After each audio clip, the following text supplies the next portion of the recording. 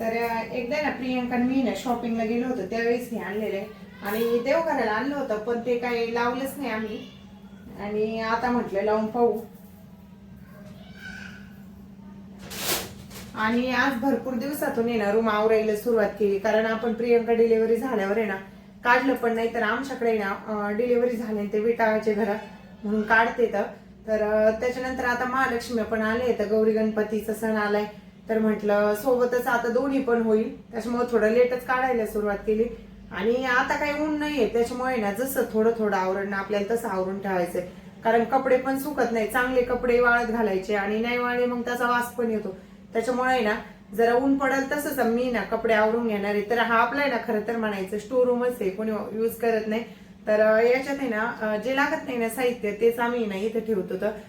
तर तेच आधी आवरून घेऊ म्हटलं, आणि थोडे थोडे जसे कपडे धुतले ना तसे इथं आणून ठेवू. कारण एकदा आहे ना एका रूम मधले एक दिवसात काही कपडे होणार नाही आपले, कारण ऊन असते ना जास्त सुकून निघते पटकन. तसं आहे ना आता पाऊस आहे त्याच्यामुळे ना एकदा टाकले ना तेच दिवसभर सुकणार नाही येतं. त्याच्यामुळे थोडं थोडं आवरून घेऊ आपण. आणि आज मी ना वरचा फायनल हा रूम साफ करायला केलाय. तर हा आपला स्टोर रूम म्हटलं तरी चालेल. तरी इथं जे लागत नाही ना तेच साहित्य आम्ही इथं ठेवतो. तर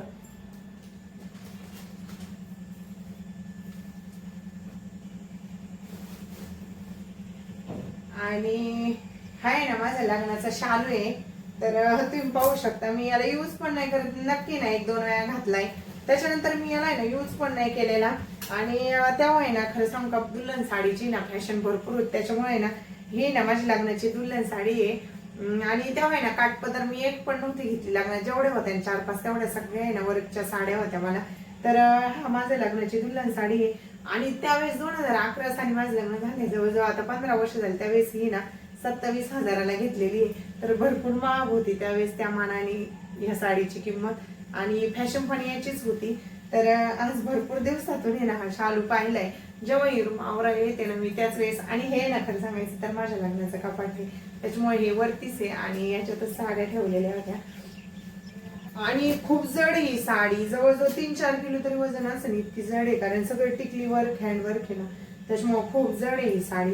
तर तुम्ही पाहू शकता याला आहे ना आतून असं आहे नवीन काम आहे, तर त्याच्यामुळे ती खूपच जड आहे आणि टिकली वर्क आहे त्याच्यामुळे.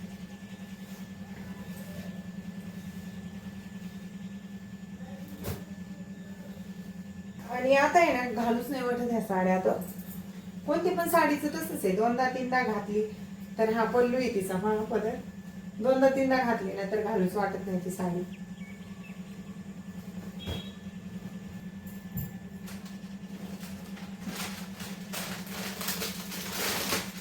आणि ती माझी ना कुंकवाची साडी होती, तर ग्रीन कलरची मस्त होती, त्याच्यावर फोटो पण छान आलेले येतात. तर ही साडी मला जवळजवळ 10 का 12 हजाराची साडी होती त्यावेळी. म्हणजे माझा बस्ताच इतका महाग झाला होता, 64 का 5 हजाराचा नुसता माझा एकटीचा बस्ता झाला होता. आणि त्यावेळेस या साड्यांची प्राइस पण भरपूर होती. आणि हळदीची पण अशीच आहे. तर खूप जुन्या जुन्या साड्या आहेत, पण छान वाटतात अजून पण घातल्यावर त्या. पण घालण्याचे योगच नाही आहेत, कारण जशी नवीन फॅशन येते ना तसंच मी घालते. आणि आज हा रूम काढायला लागले तर सापडले, त्या म्हटलं चला तुमच्याशी पण शेअर करू एकदा.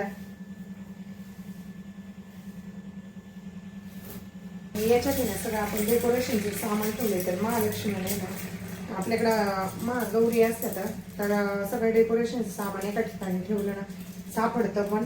तर म्हटलंय सगळं एका ठिकाणी ठेवू आणि व्यवस्थित राहतं, म्हणजे धूळ बसत नाही काही नाही. तर इथंच राहतं आमचं सामान आणि पटकन सापडतं पण. मग काही असू नाही तर घाईच्या कामात कोणती गोष्ट आहे ना आपल्याला पटकन सापडतच नसते. आणि इथं डेकोरेशनचं सामान ठेवल्यानं पटकन सापडून पण जातं. आता हे तोरण आहे दरवाजाला, मी 2 वर्ष झाले असेल, 2-3 वर्ष त्याला घेतलंय, पण खूप छान आहे. गुलाबाच्या फुलांचं छान आहे, एकदम मस्त फुलं आहेत, त्याच्यामुळे एकदम फ्रेश वाटतं दाराला लावलं ना आपण. फक्त आहे ना मी दिवाळीला आणि आपल्या गौरीच्या टायमालाच नव्हते.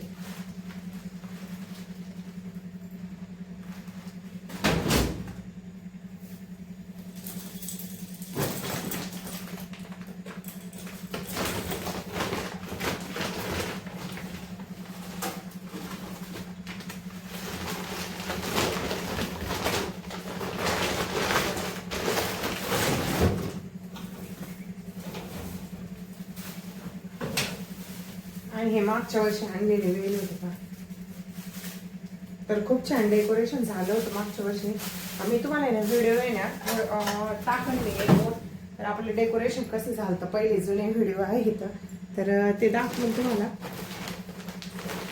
आणि हे खूप जुनं आहे, म्हणजे आता याला 10-15-16 वर्ष झाले. हे माझ्या लग्नाचं होतं, पण मला हे नाही आवडत एवढं, त्याच्यामुळे मी ते यूजच नाही करत. पहिले असेच होते.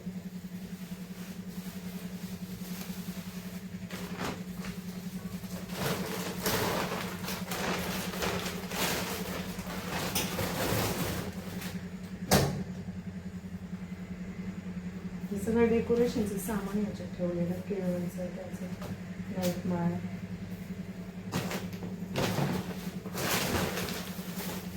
मी पण येत असे सोडून द्यावे.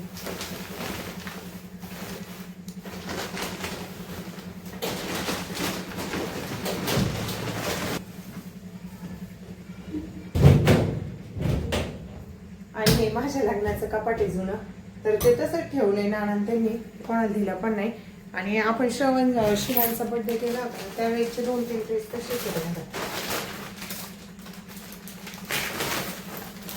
केदारनाथचं डेकोरेशन केलं होतं, तर आम्ही केदारनाथवरून आलो आणि काही झालं माहित नाही, पण मनात आलं केदारनाथचं थीम करायची गौरी गणपतीची. तर तुम्ही पाहू शकता हे अशी ना मी सगळी साईडने, दोन्ही साईडने ना आपले 12 ज्योतिर्लिंगचे ना छापले होते.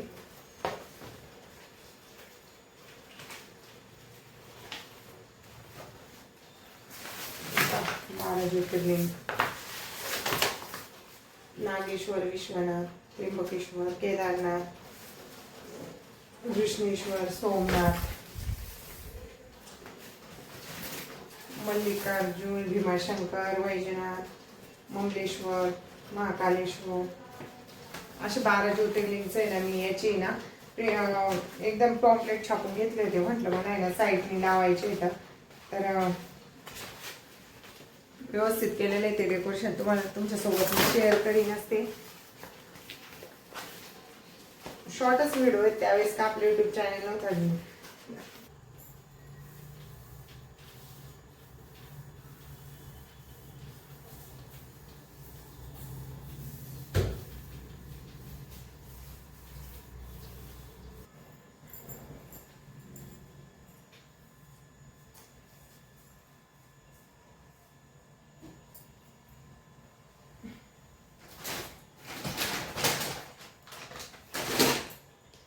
आणि हा रूम आहे ना मी सकाळी आवरायला घेतला होता 10-10:30ला, पण अचानक फोन आला, यांना बाहेर जावं लागलं.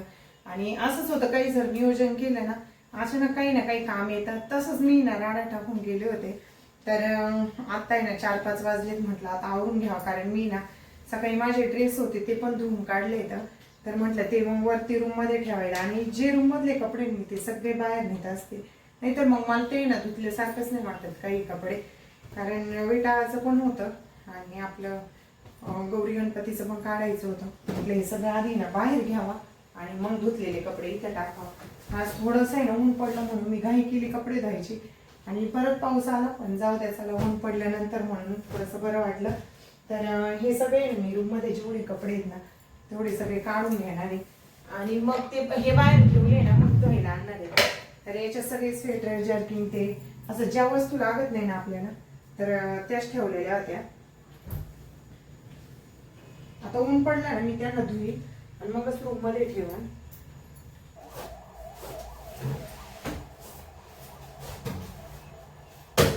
ट्रॉल आहे ना सगळ्या मोकळ्या करून ठेवून गादी वाळायला टाकली असते, पण आता काही ऊनच नाही, तर अशी झटकून ठेवून देते मी आता तिला.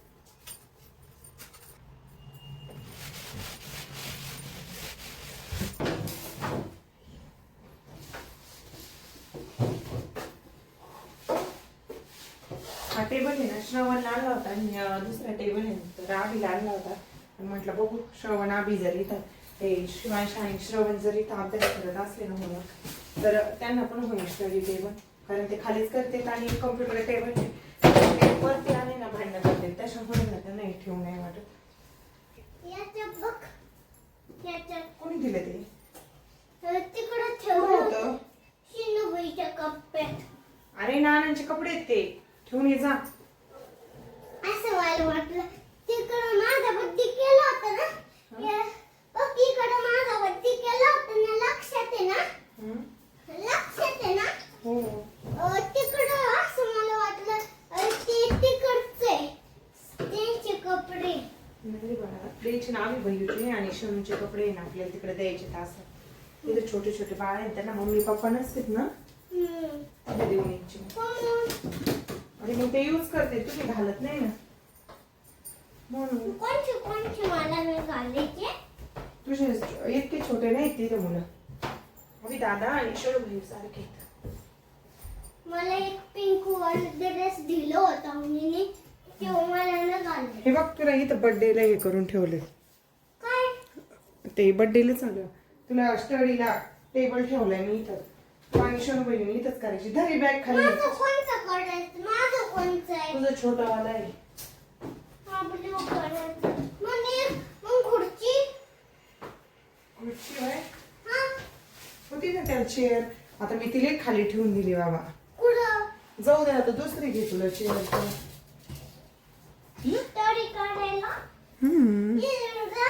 स्पायडरमॅनचा चौथे शनू भाईला रूम वगैरे सगळं आवरून झालंय पुसून घेतलं मी झाडून पुसून आणि आता सगळं फ्रेश वाटतंय रूम मध्ये तर हे कपडे ना मी कधी मध्ये यूज करते म्हणजे कधी मध्ये म्हणण्यापेक्षा मी जेव्हा देवाला जाईन ना बाहेर कुठं फिरायला त्याच वेळेस ते यूज करते आणि आता सगळे ना हे सकाळी धुतले होते म्हटलं आता धुतले तर रूम पण चांगलं आवरून झालंय तर रूम मध्ये ठेवून देऊ आणि आता सगळं फ्रेश झाले आवरून झाले कारण सगळी धूळ झाली होती रूम मध्ये तर आवरून झाले आणि नानीने घातल्या होत्या खाली कपडे काढताना काही कपड्यांच्या घड्या घातल्या होत्या तर म्हणलं त्या पण ठेवून घ्या आता खाली गेल्यावर चहा वगैरे घेऊ घातलेले आहेत नानीने थोड्याशा कपड्यांच्या घड्या थोडेच राहिले आणि सगळे ड्रेसच माझ्यावर तर मी खाली ठेवतच नाही वरतीच ठेवते कपाटात.